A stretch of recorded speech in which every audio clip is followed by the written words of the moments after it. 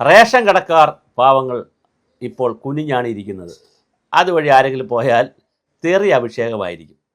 അമ്മമാർ സഹോദരിമാരൊക്കെ അവരാണല്ലോ കൂടുതൽ വീടുകളിൽ നിന്ന് റേഷൻ വാങ്ങിക്കാൻ പോണത്. അവർ മോലാളിയുടെ തല കാണുമ്പോൾ തന്നെ തെറി തുടങ്ങും. പിന്നെ പൊങ്കാല അഭിഷേകമാണ്. കാര്യം മറ്റൊന്നുമല്ല, സ്പെഷ്യൽ അരി കൊടുക്കുമെന്ന് പറഞ്ഞിട്ട് പല റേഷൻ കടകളിലും സ്പെഷ്യൽ അരി എത്തിയിട്ടില്ല. അതുകൊണ്ട് സ്പെഷ്യൽ അരി കൊടുക്കുക എന്ന് പറയുന്നത് ഒരു തലവേദനയാണ്, കീറാമുട്ടിയാണ്. ഓണക്കിറ്റ് കൊടുക്കും എന്നൊരു വാർത്തയും വന്നിരുന്നു. പക്ഷേ അത് എത്ര കണ്ട് ശരിയാണെന്ന് നമുക്കറിയില്ല. എന്തായാലും ഓണക്കിറ്റ് ഉണ്ടെങ്കിലും ഇനി മഞ്ഞ കാർഡ് ആർക്കും കാർഡ് ഉള്ളവർക്കായിരിക്കും, എല്ലാവർക്കും ആകാൻ സാധ്യതയില്ല.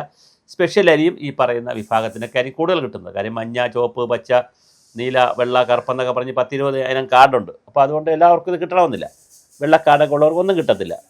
അതേസമയം മറ്റുള്ളവരെ സംബന്ധിച്ചിടത്തോളം പഞ്ചസാര, അരി, പിന്നെ അങ്ങനെ പല സാധനങ്ങളുണ്ട്. എനിക്കൊരു മുതലാളി പരിചയമുണ്ടായിരുന്നു. അപ്പോൾ മുതലാളി അത് വലിയ അത് ഇന്നത്തെ പോലെ അല്ല, ആ കടയിലെല്ലാം ഉണ്ടാവും. അരി, പഞ്ചസാര, ആട്ട, തേയില, വെളിച്ചെണ്ണ, ഉപ്പ്, അങ്ങനെ അന്നത്തെ റേഷൻ കടയെന്ന് പറഞ്ഞാൽ ഒരു വലിയ റേഷൻ കടയാണ്.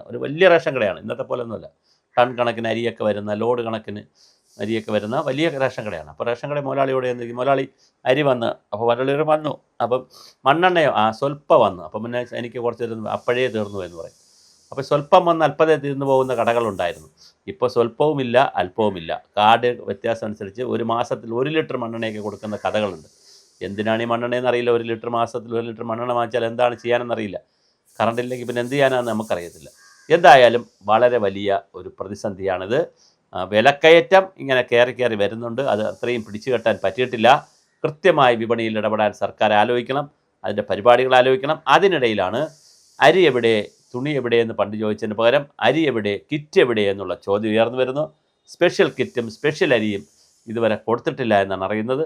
അടിയന്തരമായിട്ട് അത് കൊടുക്കാനുള്ള സംവിധാനം ഗവൺമെൻറ് ആലോചിക്കണം. റേഷൻ കടയിൽ ചെന്ന് പാവപ്പെട്ട റേഷൻ കട മുതലാളിമാരുമായിട്ട് വഴക്കുണ്ടാക്കുന്ന സ്ഥിതിയാണ് ഇപ്പോൾ നടക്കുന്നത്. അവർക്കൊന്നും ചെയ്യാനും പറ്റില്ല. ഇത് കമ്പ്യൂട്ടറൈസ് ചെയ്തൊക്കെ വച്ചിരിക്കുന്നതുകൊണ്ട്, പിന്നെ ഡിജിറ്റൽ സംവിധാനത്തിലൊക്കെ ആയതുകൊണ്ട് എന്തെങ്കിലുമൊക്കെ അഡ്ജസ്റ്റ് ചെയ്ത് കൊടുക്കാനും ബുദ്ധിമുട്ടായിരിക്കും. അപ്പോൾ അതുകൊണ്ട് തന്നെ ബയോമെട്രിക് സംവിധാനമാണല്ലോ, അപ്പോൾ അതുകൊണ്ട് എളുപ്പമല്ല കാര്യങ്ങൾ. തീർച്ചയായിട്ടും ഈ പ്രതിസന്ധി മാറ്റാൻ ഗവൺമെൻറ് അടിയന്തരമായിട്ട് ഇടപെടണം.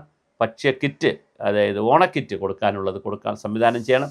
അതുപോലെ തന്നെ അരി, സ്പെഷ്യൽ അരി കൊടുക്കാനുള്ള സംവിധാനവും ആലോചിക്കണം. അതേപോലെ തന്നെ പ്രധാനമാണ് മാർക്കറ്റിൽ ഇടപെട്ടുകൊണ്ട് വളരെ കൃത്യമായി മാവേലി സ്റ്റോറുകളെയും പിന്നെ ത്രിവേണി സൂപ്പർ മാർക്കറ്റുകളെയും അതുപോലെ സപ്ലൈകോയും അതുപോലെ എല്ലാ സ്ഥാപനങ്ങളെയും അലർട്ടാക്കിക്കൊണ്ട് ഓണത്തിന് ജനങ്ങൾക്ക് കുറഞ്ഞ ചിലവിൽ വലിയ ഓണം ആഘോഷിക്കാനുള്ള എല്ലാ പരിപാടിയും ചെയ്തു കൊടുക്കണമെന്ന് അഭ്യർത്ഥിക്കുകയാണ്. എന്തായാലും നമുക്ക് കാത്തിരുന്ന് കാണാം. വളരെ പെട്ടെന്ന് തന്നെ ഓണത്തിൻ്റെ ഓണക്കിറ്റും സ്പെഷ്യൽ അരിയുമൊക്കെ റേഷൻ കടയിൽ എത്തട്ടെ. റേഷൻ കട മുതലാളിമാർക്ക് നെഞ്ചു വിരിച്ച് ഇരിക്കാൻ കഴിയട്ടെ. വീട്ടമ്മമാർ ചെന്ന് തെറി പറയാതിരിക്കട്ടെ. എന്തായാലും സർക്കാർ വളരെ ഗൗരവമായി ഇതിനകത്ത് ആലോചിക്കണം. ഭക്ഷ്യമന്ത്രി ഗൗരവമായി ഈ വിഷയം കണക്കാക്കി സ്പെഷ്യൽ അരിയും ഓണക്കിറ്റും എത്രയും പെട്ടെന്ന് ജനങ്ങളിലെത്തിക്കാനുള്ള നടപടികൾ ആരംഭിക്കണം.